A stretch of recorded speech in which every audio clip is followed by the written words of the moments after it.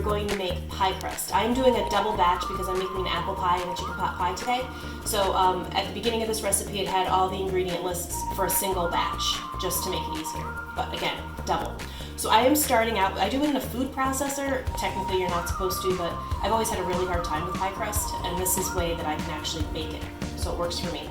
So we have 5 cups of all-purpose flour, 2 teaspoons of sugar, 2 teaspoons of salt,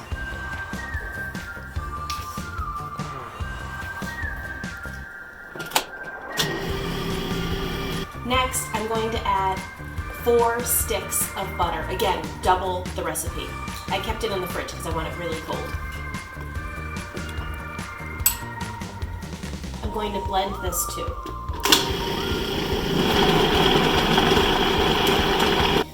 You want to get it so that the pieces are like little pea-sized pieces of butter in there.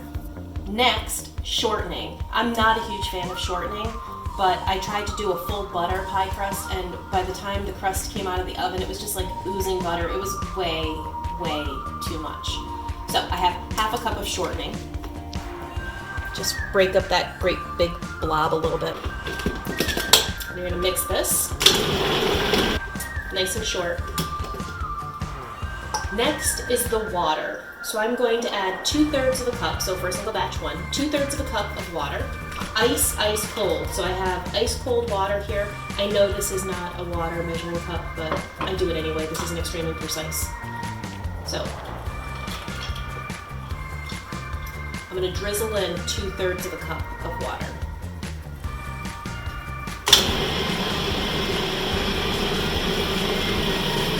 That's a beginning. Then I do 2 tablespoons of water. And really, I just add in as much as it takes for it to form together.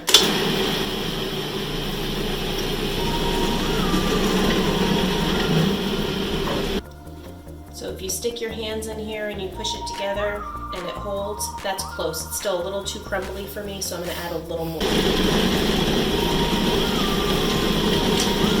Final step is to just put it on the counter. It's still a little crumbly, but that's okay, it'll all blend together. And you just blend it all together, knead it all together.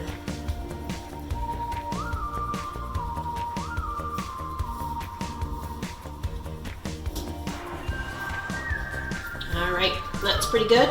Now I'm gonna separate it off into quarters. So I'm just gonna cut it in half. I don't have one of those fancy little dough scrapers. So carving knife works just fine for me.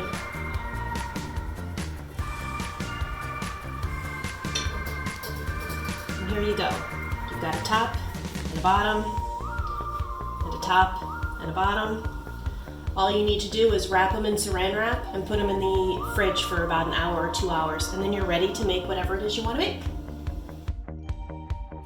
The pie crust sat in the fridge for about 24 hours. It's the next day. I'm going to make a chicken pot pie and an apple pie today, so I needed it nice and firm. It's pretty firm. Next step is take a little bit of flour, put it down so it doesn't stick, and then you roll away. So I'm guessing you've all kind of figured out I'm not a very precise person. I just kind of wing it and hope it comes out. Basically, you roll it out so it looks like it's going to fit inside your pan and that it's even-ish all the way around. And then all you need to do is roll it up on your rolling pin, and then you bring in your pie plate and place it on top. Scooch it around a little bit and plop it in. And there you go. Pie crust. So this is ready to go either for apple pie, chicken pot pie, cherry pie, any sort of pie you can imagine. We love sour cherry, peach. I'm gonna stop talking because pretty soon my kid is gonna be like, oh my God. All right, good to go. Easy peasy.